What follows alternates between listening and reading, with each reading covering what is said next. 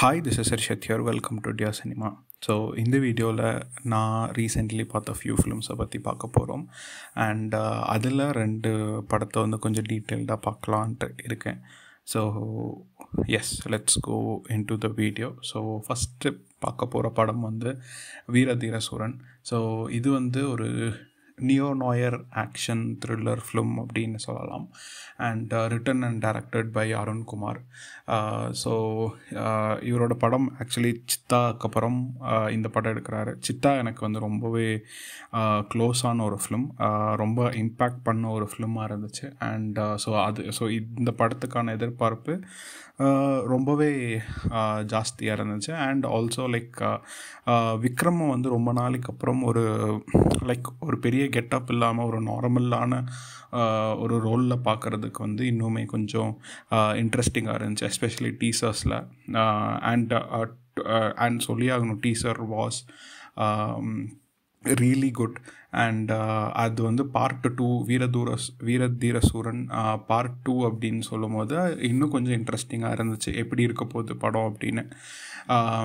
So yes, இந்த படம் Vikram, SJ Suriya, Dushara Vijayan and Suraj Venjaramoodu and Prithviraj அப்படின்னு ஒரு பெரிய காஸ்டின் நடிச்சிருக்காங்க. அண்ட் ஆஃப்கோர்ஸ் விக்ரம் தான் லீட் ரோலில் நடிச்சிருக்காரு. ஸோ நான் முன்னாடியே சொன்ன மாதிரி இது second part. So first part இதுக்கப்புறம் தான் ரிலீஸ் ஆகும். லைக் எப்படின்னா இது பார்ட் 2, பார்ட் 1 இதுக்கப்புறம் ரிலீஸ் ஆகும். So they have like basically they have like jumbled it அப்படின்னே சொல்லலாம். அதுவே ஒரு இன்ட்ரெஸ்டிங்கான ஃபேக்டராக பார்த்தேன். அண்ட் ஸோ பார்ட் 1க்கான ஒரு சில கிளிம்சஸ் ஆர் லைக் ஒரு சில டைலாக்ஸ் மூலயமா ஒரு சில பேட்டர்ன்ஸ் ஆர் கிளிம்சஸ் ஆர் ஒரு சில ஹிண்ட்ஸ் படம் ஃபுல்லாக கொடுத்துட்டு தான் இருக்காங்க. அண்ட் ஸோ இந்த படம் ஸோ எஸ்பி அருணகிரின்னு ஒருத்தர் இருக்கிறாரு, மதுரையில் நடக்குது. அண்ட் எஸ்பெஷலி ஒரு ஃபெஸ்டிவல் சீசனில் இந்த படம் செட் ஆகிருக்கு. ஒரு நைட்டு நடக்கிற ஈவெண்ட்ஸோட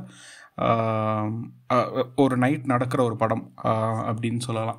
so SP Arunagiri, SJ Suriya நடித்த கேரக்டர், அவர் பெரியவர் அப்படின்னு சொல்லி அவரையும் அண்ட் அவரோட பையனான கண்ணனையும் என்கவுண்டர் பண்ணிடலாம் அப்படிங்கிற ஒரு ஆப்பர்ச்சுனிட்டி கிடைக்கிது ஒரு மர்டர் அண்ட் கிட்னாப் கேஸில். ஸோ அந்த இது தெரிஞ்சதும் பெரியவர் காளி அப்படின்னு ஒருத்தர்கிட்ட போய் ஹெல்ப் கேட்குறாரு. ஸோ அண்ட் ஆனால் காளி வேற ஒரு இடத்துல இதெல்லாம் விட்டுட்டு கலை அப்படிங்கிற அவங்களோட ஒய்ஃப் கூட ஒரு நார்மலான ஒரு வாழ்க்கை வாழ்ந்துட்டுருக்காரு. ஸோ இவங்களுக்குள்ள என்ன ரிலேஷன்ஷிப்பை, இந்த எஸ்பி ஏன் கொல்லணும்னு நினைக்கிறாரு, பெரியவர் ஏன் காளிக்கிட்ட போகிறாரு, அந்த சம்பவம் என்ன அப்படிங்கிறது தான் இந்த மொத்த கதையுமே.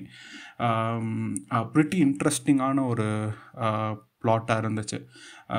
ஏன்னா like if you miss the first scene, படம் சுத்தமாக புரியாது.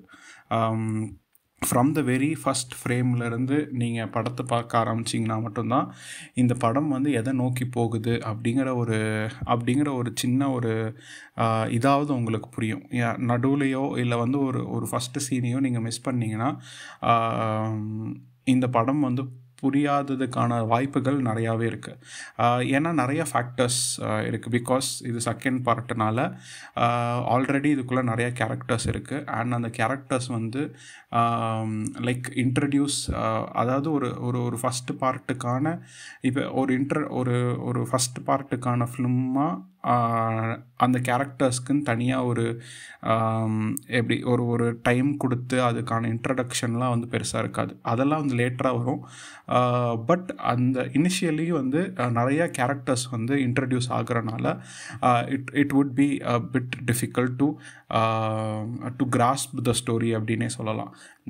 அது லைக் என்னதான் இது செகண்ட் பார்ட்டை அண்ட் நிறையா நிறைய கேரக்டர்ஸ் இருந்தாலும் அந்த கேரக்டர்ஸ் எப்பேற்பட்ட ஆளுங்க, ஒவ்வொரு கேரக்டருக்கும் இருக்கிற கான்ஃப்ளிக்டாக இருக்கட்டும், அந்த கேரக்டருக்கான இருக்கிற ஒரு என்ன சொல்கிறது, ஒரு நியூயான்சஸாக இருக்கட்டும், அதெல்லாமே வந்து இப்போ லைக் சட்டிலாகவே கொடுத்துட்றாரு. காளிக்கு மட்டும் கொஞ்சம் டைம், காளி அண்ட் கலை அவங்களோட கேரக்டர் மட்டும் கொஞ்சம் டைம் எடுத்து அவர் லைக் ப்ளேஸ் பண்ணுறாரு. Because it is 2 hour 45 minute film, அது தேவைப்பட தான் செய்யுது. அங்கங்கே வந்து ஒரு சில சீக்வன்சஸ் வந்து கொஞ்சம் டீட்டெயில்டாக கொடுக்கறதுக்காக. எனக்கு இந்த படத்தில் ரொமான்ஸ் ரொம்பவே நல்லாவே ஒர்க் அவுட் ஆச்சு. எஸ்பெஷலி அந்த விக்ரம் அண்ட் கலைக்குள்ளே இருக்கிற அந்த காளி அண்ட் கலைக்குள்ளே இருக்கிற அந்த ரொமான்ஸ் போர்ஷன்ஸ் வந்து நல்லாவே ஒர்க் அவுட் ஆச்சு. ரொம்ப புதுசாகவும் இருந்துச்சு. And at the same time வந்து அது ஒரு காம்ப்ளிகேட்டடான ஒரு ரிலேஷன்ஷிப்பாகவும் இருந்துச்சு. அது வந்து நம்மளுக்கு வந்து ரொம்ப எக்ஸ்பிளைன் பண்ணலைனாலும் ஃபஸ்ட் பார்ட்டுக்கான ஹிண்ட் வந்து நிறையா கொடுத்துக்கிட்டே இருந்தாங்க. அண்ட் லைக் என்ன சொல்கிறது, the entire premises depends on Kali and his life. அவர் ஒரு சம்பவம் பண்ணியிருக்காரு. அந்த சம்பவத்துக்கு அப்புறம் அவரோட லைஃப்பை வந்து அவர் எப்படி லைக் ஒர்க் அவுட் பண்ணியிருக்கிறாரு அப்படிங்கிறத வந்து காமிக்கிறது வந்து ரொம்பவே நல்லா இருந்துச்சு. ஸோ எனக்கு ஃபஸ்ட் ஆஃப் வந்து ரொம்பவே க்ரிப்பிங்காக இருந்துச்சு. ஒரு எஸ்பெஷலி அந்த ஒரு சம்பவம் அப்படிங்கிற ஒரு அந்த ஒரு மிஸ்ட்ரியிலேயே போகிறனாலேயோ என்னமோ அது ரொம்பவே க்ரிப்பிங்காக இருந்துச்சு.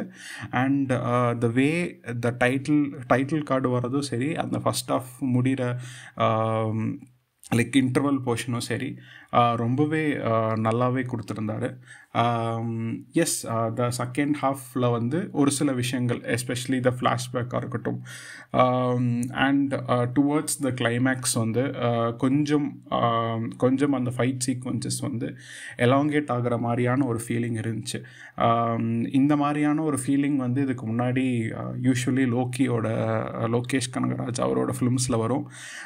அந்த ஒரு தோய்வு வந்து கொஞ்சம் டுவர்ட்ஸ் த எண்டு தெரிஞ்சிச்சு. அது வந்து கொஞ்சம் ஃபீல் பண்ண முடிஞ்சிச்சு.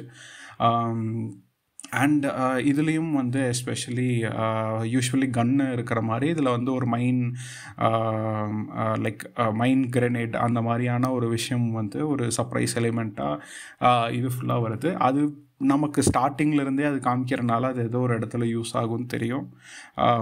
அந்த மாதிரி ஒரு சில விஷயங்கள் கொஞ்சம் யூஸ்வலாக தான் இருந்துச்சு. சினிமோட்டோகிராஃபி ரொம்பவே பிடிச்சிருந்துச்சு. பிகாஸ் நிறைய இடத்துல வந்து கண்டினியூஸ் ஷாட்ஸ் யூஸ் பண்ணியிருக்காங்க. Not just towards the climax, அந்த ஃபைட் சீன் மட்டும் இல்லாமல் நிறைய இடத்துல வந்து சின்ன சின்ன போர்ஷன்ஸ் வந்து அவங்க கண்டினியூஸ் ஷாட்ஸ் எடுத்திருக்காங்க. அண்ட் அது நல்லாவே ஒர்க் அவுட் ஆகிருந்துச்சு. எஸ்பெஷலி அந்த கோயில் அவருக்குள்ளே போய் அவங்க எங்கே ஒளிஞ்சிருக்காங்க அப்படின்னு பார்க்குற அந்த விஷயம் இருக்குல்ல, அதை ஃப்ரேம் பண்ண விதம், அதை எக்ஸிக்யூட் பண்ண விதம் வந்து ரொம்பவே நல்லா இருந்துச்சு. அந்தந்த மாதிரி எந்தெந்த இடத்துல இன்டென்ஸான மூமெண்ட்ஸ் இருக்கோ அந்தந்த மூமெண்ட்ஸில் வந்து சினிமாட்டோகிராஃபி ரொம்பவே நல்லா ஒர்க் அவுட் ஆச்சு. கிளைமேக்ஸ் ஃபைட்டில் எனக்கு தெரிஞ்சு மேபி அதை வந்து தவிர்த்திருக்கலாம் அப்படிங்கிற ஒரு ஃபீல் இருந்துச்சு. பட் எஸ், அந்த ஒரு இன்டென்ஸ் கொண்டு வரதுக்காக தான் வந்து அந்த கண்டினியூஸ் ஷாட் கொண்டு வந்தனால it did work out. But அதை வந்து ஒரு சில ஃப்ளாஸ் அதில் இருக்க தான் செய்யுது. படம் எடிட்டிங்கும் நல்லா இருந்துச்சு. ஒரு சில இடத்துல வந்து கொஞ்சம் ஷார்ப்பாக கட் பண்ணியிருக்கலாம் அப்படிங்கிற ஒரு ஃபீல் இருந்துச்சு. பட் எஸ், அது எல்லாமே வந்து இந்த படத்துக்கு தேவைப்பட்ட விஷயமாக தான் இருந்துச்சு. எஸ்பெஷலி த ஃப்ளாஷ்பேக், அது வந்து ஏதோ ஒரு விதத்தில் வந்து ட்ரிம் பண்ணியிருக்கலாம் அப்படிங்கிற ஒரு ஃபீல் தான் இருந்துச்சு. அண்ட் எஸ், என்ன தான் லைக் விக்ரம் வச்சு எடுக்கிறனாலையோ மேபியோ என்னமோ டைரக்டர் வந்து ஒரு சில விஷயத்தில் வந்து அவருக்கு ஏற்ற விஷயங்களில் ஒரு சில விஷயம் காம்ப்ரமைஸ் பண்ணியிருக்கிறாரு அப்படிங்கிற ஒரு ஃபீல் தான் இருந்துச்சு. சில சில லைக் சித்தா மாதிரியான ஒரு படம் எடுத்துகிட்டு ஒரு சட்டிலான படம் எடுத்துகிட்டு இதில் வந்து கொஞ்சம் சினிமேட்டிக் ஃப்ரீடம் எடுக்க தான் செஞ்சுருக்காரு. And but he was very அவரோட தீமுக்கு வந்து அது வந்து கொஞ்சம் என்ன சொல்கிறது லைக் நேர்மையாக தான் இருந்திருக்கிறாரு அப்படின்னே சொல்லலாம். அண்ட் லைக் எஸ்பெஷலி ஓடிடியில் பார்த்தனால எனக்கு தெரிஞ்ச அந்த சண்டை அப்போது அந்த பழைய பாட்டு ஒரு சிங்கம் போலே பாட்டு வந்து யூஸ் இதில் வரல ஆக்சுவலி, பட் தேட்டர்ஸில் வந்துச்சு. I think this thing has to stop அப்படின்னு ஒரு ஃபீல் இருக்குது. ஏதோ ஒரு விதத்தில் அது வந்து அந்த படத்தோட ஒரு யுனிக்னஸை வந்து லைக் இது லைக் அது டைல்யூட் பண்ணிடுதுன்னு நினைக்கிறேன். அஃப்கோர்ஸ் அதெல்லாம் வந்து தேட்டர் மூமெண்ட்டு தான். பட் லைக் இந்த இதுக்கான ஒரு இதை வந்து இந்த படத்துக்கான ஒரு ஃப்ளேவரை வந்து இந்த மாதிரியான பழைய பாடல்கள் especially when it comes to அந்த ஹீரோ நடித்த படங்கள்லேயே இருந்து எடுக்கும் போது இந்த படத்தோட ஃப்ளேவரை வந்து அது கொஞ்சம் டைல்யூட் பண்ணிடுது அப்படிங்கிற ஒரு ஃபீல் இருக்குது. அண்ட் பாட்டாக இருக்கட்டும், பேக்ரவுண்ட் ஸ்கோராக இருக்கட்டும், ஜிவி பிரகாஷோட ஒர்க் வந்து இதில் ரொம்பவே நல்லா இருந்துச்சு. நிறைய இடத்துல பேக்ரவுண்ட் ஸ்கோர் ஒர்க் அவுட் ஆகிருந்துச்சு. Yes, on the whole it was a unique mixed experience அப்படின்னு சொல்லலாம். ஏன்னா இப்படி ஒரு படம் லைக் செகண்ட் பார்ட்டுக்கு அப்புறம் ஃபஸ்ட்டு பார்ட்டு வர்றது வந்து இப்படி ஒரு படம் வந்து நம்ம தமிழில் எஸ்பெஷலி எக்ஸ்பீரியன்ஸ் பண்ணது கிடையாது. நம்ம ரிவர்ஸ்லலாம் கூட படம் பார்த்துருக்கோம். இர்ரிவர்சிபிள்னு தான் ஒரு படம் இருக்குது. படம் ஃபுல்லாகவே ரிவர்ஸில் இருக்கும். அந்த மாதிரி படம்லாம் பார்த்தது உண்டு.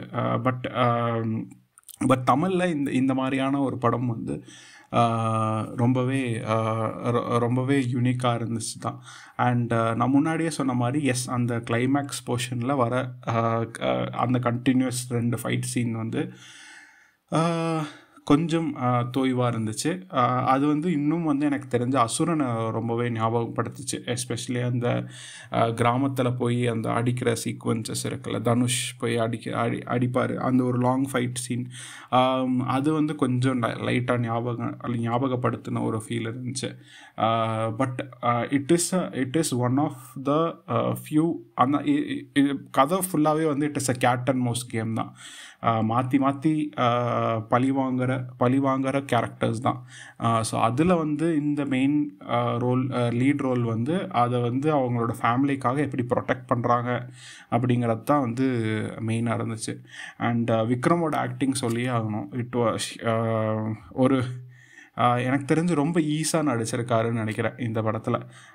ஒரு பெரிய மேக்கப் இல்லாமல் அவர் லைக் என்ன சொல்கிறது, ரொம்ப நாளைக்கு அப்புறம் அவரோட பாடியை வருத்திட்டு நடிக்காத ஒரு படமாக இருந்துச்சு இது. அது பார்க்குறதுக்கும் நல்லா தான் இருந்துச்சு. அண்ட் எஸ், அண்ட் நான் முன்னாடியே சொன்ன மாதிரி it was a unique experience. And Amazon ப்ரைமில் இருக்குது. So this is my take on Veera Dheera Suran part 2. So நம்ம அடுத்து பார்க்க போகிற படம் வந்து மிக்கி 17. ஸோ இது வந்து பான் ஜான் ஹோ வந்து டைரக்ட் பண்ணியிருக்காரு. இதுக்கு முன்னாடி அவர் வந்து பாராசைட் எடுத்தார், world famous academy award winning film. So அதனாலேயே இந்த படத்துக்கான எதிர்பார்ப்பு வந்து ரொம்பவே ஜாஸ்தி இருந்துச்சு. யூஸ்வலி ஒரு டேரக்டர் ஆஸ்கர்ஸ் வாங்கினதுக்கப்புறம் அவரோட அடுத்த படங்களை வந்து கொஞ்சம் ஜாஸ்தியாக கவனிப்பாங்க. சர்ப்ரைசிங்லி பான் ஜான் ஹோ வந்து he went back to his roots. அது அவரோட ஃபிலிமோகிராஃபி நீங்கள் வந்து ஃபாலோ பண்ணியிருந்தீங்கன்னா தெரியும். ஸோ மேபி வந்து இந்த படம் வந்து கொஞ்சம் லைக் டிஃப்ரெண்ட்டாக ஒரு லைக் ரொம்ப எதிர்பார்த்தவங்களுக்கு கொஞ்சம் டிஸப்பாயிண்டிங்காக இருந்திருக்கலாம். பட் எனக்கு இந்த படம் ரொம்பவே பிடிச்சிருந்துச்சு. எஸ்பெஷலி ராபர்ட் பேட்டின்சன் வந்து லீட் ரோலில் நடிச்சிருக்காரு. ரொம்ப நல்லா நடிச்சிருக்காரு இந்த படத்தில். அவர் கூட வந்து Naomi, Steven Yeun, Tony, Mark Ruffalo வந்து நடிச்சிருக்காங்க. And like literally everyone's performance is masterclass அப்படின்னு சொல்லலாம். எஸ்பெஷலி ராபர்ட் பேட்டின்சன் வந்து அவருக்கு வந்து நிறையா லைக் அவருக்கு தான் வந்து இந்த படத்தில் நிறையா ஸ்கோப் இருக்குது ஆக்டிங்க்கு. And he is done a very fantastic job. Like அவர் இதுக்கு முன்னாடி பேட்மேனில் பார்த்ததுக்கும் இதுக்குமே வந்து பெரிய டிஃப்ரென்சஸ் இருக்கும் உங்களுக்கு. லைக் ராபர்ட் பேட்டின்சன் பற்றி சொல்லியே ஆகணும். லைக் அவரோட கரியரை ஸ்டார்ட் ஆகும்போது ட்வைலைட்டில் நடிச்சிருந்தார். வென் ஒரு எமோஷ்னல்லெஸ்ஸான ஒரு கேரக்டராக நடிச்சிருப்பார். பட் அதுக்கப்புறம் அதனாலேயே அவரை வந்து பயங்கரமாக ட்ரோல் பண்ணுவாங்க. But he is one of the best actors in Hollywood. Especially light ஹவுஸ்லாம் பார்த்தீங்கன்னா மனுஷன் லைக் அவ்வளோ அந்த கேரக்டர் ரொம்ப இன்டெப்த்தாக போய் நடிக்கிற ஒரு ஆள் அவர். ஸோ இந்த கதை வந்து மிக்கி பார்ன்ஸ் அப்படின்னு ஒருத்தங்க இருப்பாங்க. லைக் அவங்க வந்து ஏர்த்தில் வந்து ஒரு ஏதோ ஒரு கேங் கூட வந்து மாட்டிக்குவாங்க. ஸோ அந்த கேங் வந்து இவங்களை கொல்லணும் அப்படிங்கிற ஒரு இது இருக்கும். ஸோ இவங்க என்ன பண்ணுவாங்கன்னா அப்போ வந்து ஆஸ் யூஷுவலி ஏர்த் வந்து லைக் வாழ தகுதி இல்லாத ஒரு நிலைமைக்கு போயிடும். ஸோ அதனால் வந்து எக்ஸ்பெடிஷன்ஸ் வந்து அமுச்சு விடுவாங்க. நெஃப்ரிஹம் அப்படின்னு ஒரு பிளானட்டுக்கு, ஐஸ் பிளானட் அது. ஸோ அதுக்கு வந்து அமுச்சு விடுவாங்க, பீப்புள் அமுச்சு விடுவாங்க. ஸோ அதுக்கு வந்து டிஃப்ரெண்ட் பீப்புள் எடுப்பாங்க. ஸோ அதில் வந்து எக்ஸ்பேண்டபிள் அப்படின்னு ஒரு ப்ராஜெக்ட் இருக்குது. ஸோ அந்த ப்ராஜெக்ட் என்னென்னா உங்களுக்கு வந்து நிறைய ட்ரீட்மெண்ட்ஸ் லைக் வைரஸ் செலுத்துவாங்க. ஒரு லைக் அங்கே அந்த இடத்துக்கு போனோடனே அந்த இடம் எப்படி இருக்குன்னு எக்ஸ்பீரியன்ஸ் பண்ணுறதா இருக்கட்டும். அதுக்கப்புறம் வந்து கிட்டத்தட்ட ஒரு லேப் ரேட்டுன்னு வச்சுக்கோங்களேன். அந்த மாதிரி ஹியூமன்ஸை ட்ரீட் பண்ணுற ஒரு ப்ராஜெக்ட் அது. ஆனால் நீங்கள் ஒவ்வொரு தடவையும் சாகும்போது அவங்க ஒரு மிஷின் மாதிரி வச்சுருக்காங்க. உங்களை வந்து மறுபடியும் அந்த மனுஷன் மாதிரியே மறுபடியும் அந்த மெமரியோட மறுபடியும் லைக் காப்பி பண்ணிடுவாங்க. ஸோ ஜெராக்ஸ் மிஷின் மாதிரி காப்பி மிஷின் மாதிரி அது. ஸோ இவரும் அதில் போய் சேர்ந்துடுறாரு. ஸோ அந்த மாதிரி அவருக்கு நிறைய எக்ஸ்பீரிமெண்ட் பண்ணிக்கிட்டே இருக்காங்க. அதுக்கு நடுவில் நாஷா அப்படிங்கிற ஒருத்தங்க மேலே லவ் வருது. அண்ட் இவங்க வந்து அந்த பிளானட்டுக்கு போயிடுறாங்க. ஸோ அங்கே வந்து க்ரீப்பர்ஸ் அப்படின்னு ஒரு ஆனிமல் இருக்குது. ஸோ அவங்க கூட எப்படி வந்து கோஎக்ஸிஸ்ட் ஆனாங்க.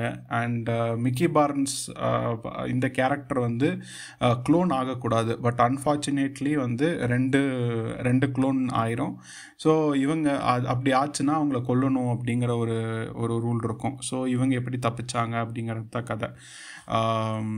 ஸோ நான் முன்னாடியே சொன்ன மாதிரி இது it's a typical Bong Joon Ho film.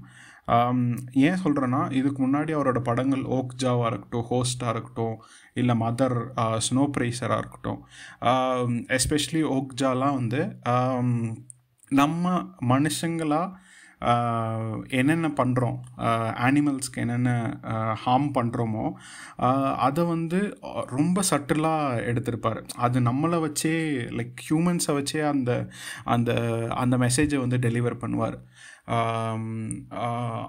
Like அவரோட படங்கள் அதனால தான் அவ்வளோ யூனிக்காக இருக்கும். இப்போ ஹோஸ்ட்டே எடுத்துக்கிட்டிங்கன்னா ஹோஸ்ட் வந்து அங்கே அதில் ஒரு பேரசைட்டு மாதிரி இருக்கும். அந்த பேரசைட் வந்து மனுஷங்களை கொண்டு போய் கொல்லும். ஸோ இட்ஸ் டிப்பிக்கலி ஹவு அது வந்து அவங்க கல்ச்சரில் வந்து அது வந்து நார்த் கொரியா கூட கம்பேர் பண்ணி எடுத்த ஒரு படமாக காமிப்பாங்க. மதராக இருக்கட்டும், அந்த மதர் வந்து அந்த மாதிரி ஒரு சிம்பாலிக்கான ஒரு ஃபிலிம். ஓக்ஜாவும் அதே மாதிரி தான். ஓக்ஜா வந்து ஒரு பன்றி மாதிரி ஒரு அனிமல் இருக்கும். ஸோ அந்த அனிமலுக்கு வந்து நல்ல அதோட மீட்டாக இருக்கட்டும், அந்த கில்லிங்க்கு பேஸ் பண்ணி எடுத்திருப்பார். ஸோ இதுவுமே வந்து ஒரு ஹியூமன்ஸ் வந்து அனிமல்ஸ் மேலே நடத்துகிற என்ன சொல்கிறது, எக்ஸ்பிரிமெண்ட்டை ஹியூமன்ஸ் மேலேயே நடத்தினா எப்படி இருக்கும் அப்படிங்கிறத இதோட கோரான ஒரு கோரான ஒரு தீமே. அதில் வந்து எந்த அளவுக்கான எக்ஸ்ப்ளாய்ட் இருக்குது, ஒரு என்ன சொல்கிறது, ஒரு ஒரு ஒரு பேச தெரிஞ்ச ஒரு மனுஷன் ஒரு லைக் ஒரு போராட தெரிஞ்ச ஒரு மனுஷன்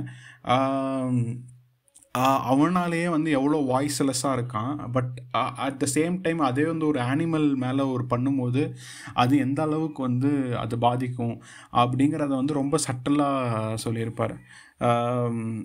அதனால தான் எனக்கு இவரோட படங்கள் வந்து ரொம்பவே பிடிக்கும். அதில் வந்து நிறைய யூனிக்கான விஷயங்கள் வந்து இருக்கும். ஸோ இதில் வந்து அந்த மிக்கி 17 மிக்கி 18 அந்த கான்செப்ட் கொண்டு வரதாக இருக்கட்டும், அதை கொண்டு வந்து அதை லைக் அவங்க 2 பேரும் எப்படி சர்வைவ் பண்ணுறாங்க. அங்கே வந்து ஒரு பொலிட்டிக்கல் ரெஜிம் மாதிரி இருக்கும். மார்க் ரஃபலோ நடித்த கேரக்டர் அது வந்து கிட்டத்தட்ட ட்ரம்ப்பை ஞாபகப்படுத்துகிற மாதிரி இருக்கும். கிட்டத்தட்ட எனக்கு தெரிஞ்ச அவர் ட்ரம்ப்பை தான் வந்து லைக் அவரோட பாடி லாங்குவேஜ் தான் இன்ஸ்பயர் லைக் நடிச்சிருக்காருன்னு நினைக்கிறேன். அதோட ரிசம்பிளன்ஸ் நிறையா இருந்துச்சு. அதுவும் வந்து ஒரு ஒரு ஒரு கேபிட்டலிஸ்டிக் ரெஜிம் ஒரு லைக் ஒரு அத்தாரிட்டேரியனான ஒரு ரெஜிமில் வந்து எப்படி அவங்க வந்து லைக் ஒவ்வொருத்தங்களையும் வந்து எப்படி வந்து அவங்க வந்து அடிமைப்படுத்துகிறாங்க அப்படிங்கிறது, ஒரு சிஸ்டம் வந்து சிஸ்டம் அப்படிங்கிறது வந்து அவங்களுக்கு கிடையாது, அவங்களுக்கு கீழே இருக்கிறவங்களுக்கு தான். ஸோ அதை வந்து எப்படி அவங்க யூஸ் பண்ணிக்கிறாங்க. And when it comes to like இதில் வந்து முக்கியமாக அந்த ஒரு அந்த அந்த அந்த பிளானட்டுக்கு போனதுக்கப்புறம் அவங்க அங்கே இருக்கிற அந்த க்ரீப்பர்ஸோட ஒரு குட்டியை வந்து இவங்க தெரியாமல் எடுத்துகிட்டு வந்துடுவாங்க. அது ஒரு ராக்கை வந்து பிரேக் பண்ணும்போது அதை வந்து ஸோ க்ரீப்பர்ஸ் வந்து அதை வந்து லைக் இவங்களோட ஷிப்பை வந்து சுற்றிடும். ஸோ அப்போ வந்து ஒரு டைலாக் வரும் லைக் இந்த பிளானட்டுக்கு வந்து நம்ம தான் ஏலியன்ஸ், அவங்க கிடையாது, அவங்க தான் நேட்டிவ்ஸ் அப்படின்னு இருக்கும். இது வந்து நிறையா விஷயங்கள், இது வந்து கிட்டத்தட்ட எனக்கு வந்து அமெரிக்காவே ஞாபகப்படுத்துகிற மாதிரி ஒரு ஃபீல் இருந்துச்சு. அந்த மாதிரி நிறையா விஷயங்கள் வந்து இவரோட படத்தில் லைக் அதை வந்து ரொம்ப சட்டிலாக சொல்லிகிட்டே போவார். அது எனக்கு ரொம்பவே இவரோட ஃபிலிமோகிராஃபியில் வந்து ரொம்பவே பிடிக்கும். அண்ட் அந்த ஒரு ரெசிஸ்டன்ஸ்க்கு அகெயின்ஸ்டாக போகிறதா இருக்கட்டும், நிறைய விஷயங்கள் இட்ஸ் ஆக்சுவலி அவரோட ஃபிலிம்ஸில் வந்து நிறையா பொலிட்டிக்கலான ஒரு விஷயங்கள் இருக்கும், பட் ரொம்ப சட்டிலாக கொடுத்துருப்பார். அதனாலேயே எனக்கு வந்து அவரோட இந்த படமும் எனக்கு வந்து ரொம்பவே ஒர்க் அவுட் ஆச்சு. Maybe like maybe it had a lot of repetitive things. அதனால வந்து சிலருக்கு வந்து கொஞ்சம் சலிப்பு தட்டியிருக்கலாம். அண்ட் ஆல்சோ வந்து நிறைய விஷயங்கள் வந்து எக்ஸ்பிளனேட்ரியாக இல்லை. லைக் அந்த மிஷின் எப்படி ஒர்க் ஆகுதா, அந்த மிஷின் ஒர்க் ஆகிறதெல்லாம் எக்ஸ்பிளைன் பண்ணுவாங்க. அந்த ஸ்பேஸ் ஷிப்புக்கு எப்படி அவ்வளோ இது வருது, ஸோ இந்த பிளானட் எப்படி கண்டுபிடிச்சாங்க, ஏர்த்துக்கு என்ன பிரச்சனை இருக்குது, ஆர் லைக் அந்த மாதிரி நிறையா விஷயங்கள் வந்து கொஞ்சம் எக்ஸ்பிளனேட்ரியாக இல்லாமல் இருக்கும். அதனால மேபி அதை வந்து அது வந்து ஆக்சுவலி காட்சியாக காமிப்பார். அதுக்கான என்ன சொல்கிறது, அதுக்கான விஷயங்களை வந்து கொஞ்சம் மெனக்கிட்டு இருக்க மாட்டாங்க அதை வந்து காட்சியாக காமிக்கிறதுக்காக. அது வந்து சும்மா ஒரு ரெண்டு மூணு ஃப்ரேமில் வந்துடும். அதனால என்னமோ லைக் நிறையா பேருக்கு எனக்கு தெரிஞ்சு கனெக்ட் பண்ண முடியல அப்படிங்கிற ஒரு ஃபீல் இருக்குது. பட் மற்றபடி எனக்கு பர்சனலி இந்த படம் வந்து ரொம்பவே ஒர்க் அவுட் ஆச்சு. And yes and like Robert Pattinson மட்டும் இல்லை, நயோமி அப்படின்னு ஒருத்தங்க இருக்காங்க, இந்த விமன் கேரக்டராக நடிக்கிறவங்க, அவங்களும் ரொம்பவே நல்லா நடிச்சிருந்தாங்க. அவங்க பிளிங்க் ட்வைஸ் அப்படின்னு ஒரு படம் நடிச்சிருந்தாங்க இதுக்கு முன்னாடி, அதுலேயும் நல்லா பர்ஃபார்ம் பண்ணியிருந்தாங்க. இதுலேயும் நல்லாவே பர்ஃபார்ம் பண்ணியிருக்காங்க. அண்ட் இவரோட படத்தில் வர ஆனிமல்ஸ் வந்து ரொம்ப யூனிக்காக இருக்கும். இதில் வர அந்த க்ரீப்பர் அப்படிங்கிற அந்த ஒரு ஆனிமலும் it's a combination of a parasite and ஒரு ஒரு ஒரு ஒரு ஒரு யானை இல்லை வால்ரஸ் அந்த மாதிரி இருந்துச்சு. அது பார்க்குறதுக்கு யூனிக்காக இருந்துச்சு. அண்ட் அதுக்கு ஒரு லாங்குவேஜ் கொடுத்து அந்த லாங்குவேஜை வந்து இவங்க டீகோட் பண்ணி பேசுகிறதா இருக்கட்டும், அந்த கம்யூனிகேஷன் எல்லாமே லைக் இட் வாஸ் இன்க்ரெடிபிள் அப்படின்னு சொல்லலாம். அண்ட் முக்கியமாக வந்து ராபர்ட் பேட்டின்சனோட கேரக்டர்ஸ், அதாவது மிக்கி 17 and 18, அந்த 2 கேரக்டர்ஸுக்குள்ளேயுமே வந்து ஒருத்தன் வந்து ரொம்ப பீஸ் லவ்விங்காக ஆர் லைக் எந்த பிரச்சனையும் வேணாம், ஏதாவது ஒன்று அட்ஜஸ்ட் பண்ணிட்டு போய்க்கலாம் அப்படிங்கிற மாதிரியான ஒரு கேரக்டராக இருப்பான். இன்னொரு கேரக்டர் வந்து ரொம்ப ஒரு ரஃப் அண்ட் டஃப் ஆன ஒரு கேரக்டராக இருக்கும். அண்ட் எதுக்கு எடுத்தாலும் எதிர்த்து கேட்கணும் அப்படிங்கிற ஒரு கேரக்டராக இருக்கும். இந்த கேரக்டருக்குள்ளே இருக்கிற அந்த முரணாக இருக்கட்டும், அண்ட் இந்த கேரக்டருக்குள்ளே அந்த வேர்ல்டை வந்து எப்படி பார்க்குறாங்க அப்படிங்கிறதும் வந்து ரொம்ப யூனிக்காக இருந்துச்சு. So yes, so this is my take on Mickey 17. So இது போக வந்து ஜென்டில் உமன் பார்த்தேன். ஸோ ஜோஷ்வா சேதுராமன் டைரக்ட் பண்ணியிருக்காரு. அண்ட் லிஜோமோல் ஜோஸ் வந்து லீட் ரோலில், அண்ட் லாஸ்லியா அண்ட் ஹரிகிருஷ்ணா வந்து சப்போர்ட்டிங் ரோலில் நடிச்சிருக்காங்க. So I felt this film kind of forced. ஒரு கிரேட் இண்டியன் கிச்சன் மாதிரியான ஒரு ஸ்டார்டிங் வந்து ஒரு ஸ்டார்டிங் ஒரு 1/2 an hour to 45 minutes அந்த மாதிரியான ஒரு தீமில் வருது. அண்ட் அதுக்கப்புறமே அது வந்து ஒரு மர்டர் மாதிரி கொண்டு போய் என்ன சொல்கிறது, நிறைய பேசியிருக்காங்க, நிறைய ஃபெமினிசம் பேசியிருக்காங்க. But everything felt forced. எதுவுமே வந்து கதைக்கு உட்காராமல் ஒரு விஷயமா இருந்துச்சு. அண்ட் ரொம்பவுமே வந்து அவங்க கம்ஃபர்ட்டுக்கு எடுத்த மாதிரியான ஒரு கதையாக இருந்துச்சு. அவங்க இஷ்டத்துக்கு அந்த வேர்ல்டே வந்து ரொம்ப அந்த கேரக்டருக்கான கம்ஃபர்டபுளான ஒரு வேர்ல்டாக இருந்துச்சு. பட் எனக்கு வந்து லிஜோமோல் ஜோஸோட அவங்க நடித்த அந்த கேரக்டர் எழுதின விதம் பிடிச்சிருந்துச்சு.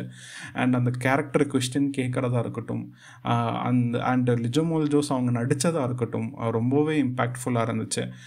But somehow on the whole it did not work. முக்கியமாக சொல்லணுன்னா அந்த கேக்கை வந்து அவங்க ரசித்து சாப்பிட்ற அந்த ஒரு சீன் வந்து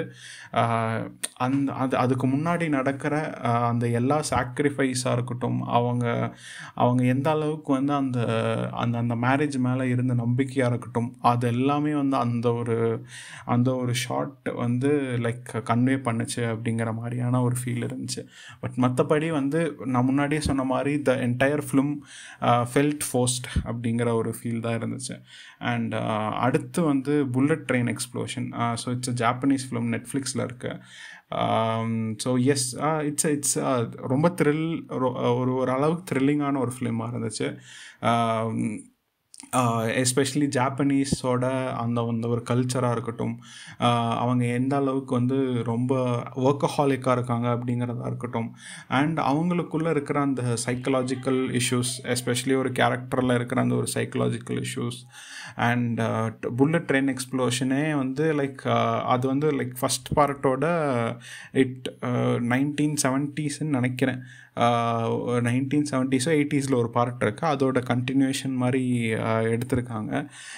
ஸோ அதனால ஒரு சில விஷயங்கள் புரிஞ்சுக்கிறதுக்கு கொஞ்சம் கஷ்டமாக இருந்துச்சு. பட் ஆன் த ஹோல் கொஞ்சம் என்டர்டெய்னிங்கான ஒரு ஃபிலிமாக இருந்துச்சு. ஒரு த்ரில்லிங்கான ஒரு த்ரில்லருக்கு வேணுங்கிற எல்லா விஷயமும் இந்த படத்தில் இருந்துச்சு. அண்ட் அடுத்து வந்து fight or flight, again typical US CIA paste movie அப்படின்னு சொல்லலாம். ஸோ ஐ திங்க் பேங்காக்கோ தாய்லாண்டில் வந்து ஒரு CIA ஏஜென்ட் வந்து இருக்காங்க. அண்ட் கோஸ்ட் அப்படின்னு சொல்லி ஒரு ஹேக்கர் மாதிரி.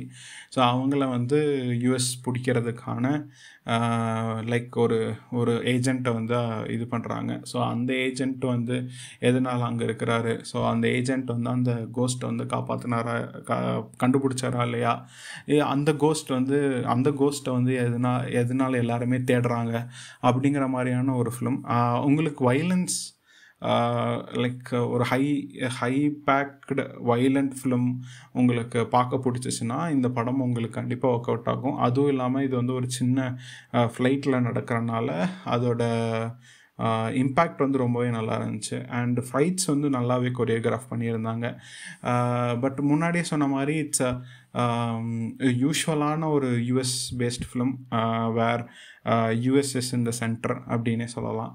And yes, that's my take on this film. So இந்த மாதிரி சீரீஸ் அண்ட் ஃபிலிம் ரிவ்யூஸ்லாம் பார்க்கணும்னா டியர் சினிமாவுக்கு லைக், ஷேர் அண்ட் சப்ஸ்கிரைப் பண்ணுங்கள்.